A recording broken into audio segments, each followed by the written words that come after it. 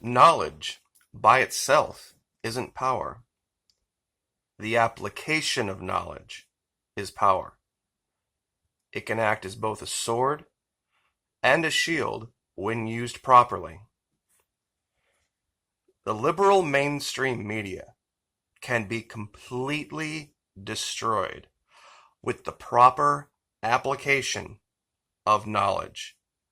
No better is this exemplified than in this very short clip I'm going to share with you today from last May. Once again, Governor Desantis of Florida owning a reporter with simple facts. Now, very hard to hear the question, but the question is this from the liberal reporter. He says, I provided your office with 5,000 names of people that say they haven't gotten their unemployment enhanced government benefits. Are you now denying that blah, blah, blah, blah, blah? So anyway, you get the idea. That's pretty much, it's like one of those gotcha questions. Here's how the governor responds.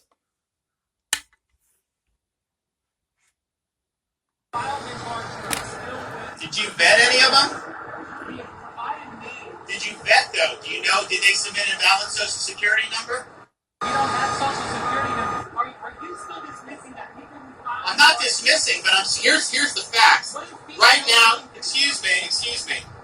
When you say I have somebody, the question is, has that person completed the application? So for example, we were in Tampa the other day, and one of the reporters said, I have someone here who, hasn't been able, filed in mid-March or whatever. So it's like, give us the name.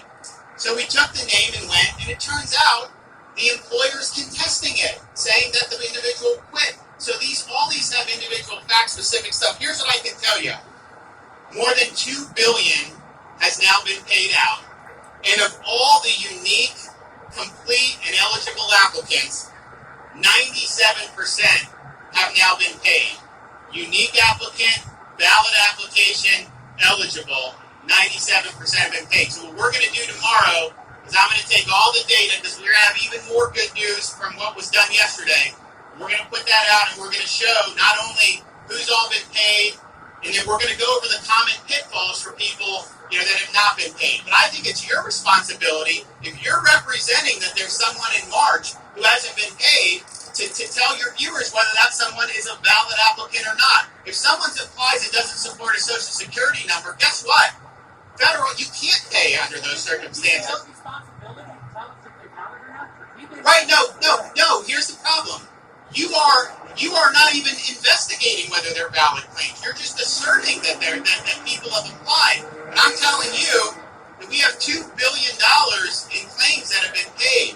We have 97% of the unique, eligible, completed applications. So the issue is, they're paid in the order they're received. If you apply today, you're not going to leapfrog someone that paid. They're paid in the order that we received. And so those are just the facts. And I know it's like, to take an anecdote here, but I'm telling you, you got a responsibility. If you're going to put that out to viewers to say that we've looked into it, the person submitted Social Security, the person is eligible, and not just say that, someone said, because you know what, under normal circumstances, you have people who aren't, we're getting people from other countries applying. We're getting people from other states applying.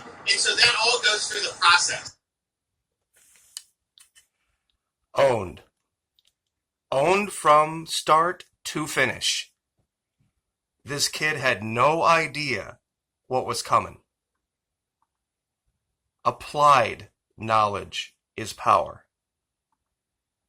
Now, upcoming this week, we have, of course, CPAC 2021 here in Orlando. There's going to be a lot of talk about Florida is racist and homophobic and all these other things, sexist.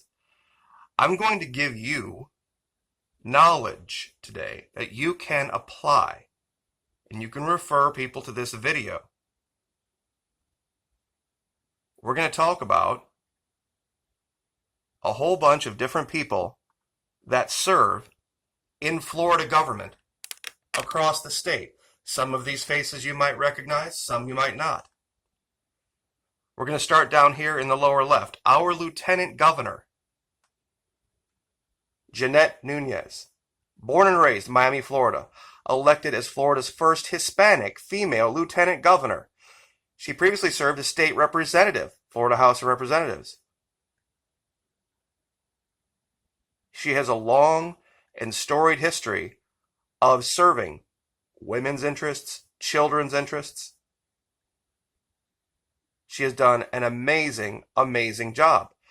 Pam Bondi, first female state attorney general. I'm sure many of you know who she is from what happened this past fall and winter.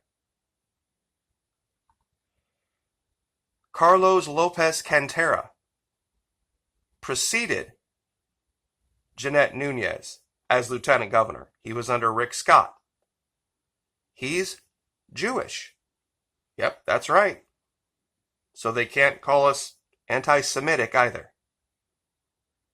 Prior to him, Jennifer Carroll, Trinidadian American, Republican, retired naval officer, lieutenant governor of Florida.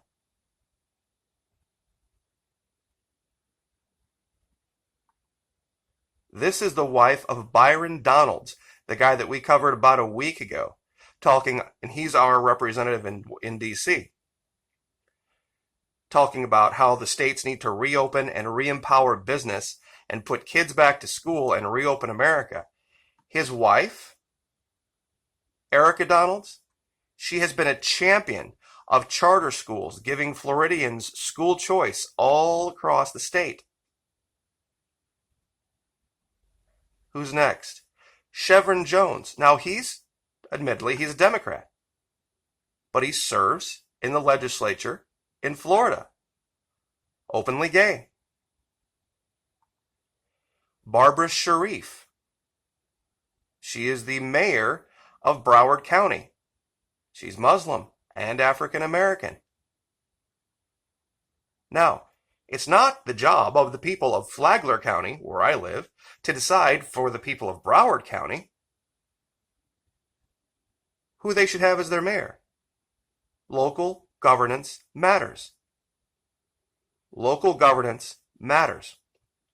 So what do we have so far? We have a Trinidad American as lieutenant governor. We have a Hispanic American, both females, by the way, lieutenant governor. Jewish American, African American male serving in D.C. as our representative. His wife championing school choice all across Florida. All minorities. Who's next? John Daly, talked about him too. He is the Democrat mayor of Tallahassee. You know what he's known for? Small government. He has a foundation that he created, an institute specifically dedicated to the values of small government. And yes, he's a Democrat. So when they go and they talk about what Florida may or may not be, or what our values may or may not be, remind them of all of the women we have in power, from all races. All of the people that we have, all the walks of life. We have Democrats that serve. Our counties don't get in the business of other counties. I had mentioned before, there was a African-American sheriff that was in charge of Clay County, Florida. Clay County, Florida is kind of over in the middle, kind of north and west of me a little bit. Very, very conservative place. Well, the man's under investigation for doing things he shouldn't have done. And I'm sure you can probably look that up. His name is Darrell Daniels. See, he doesn't have a special exemption simply because he's African American. There's right and there's wrong.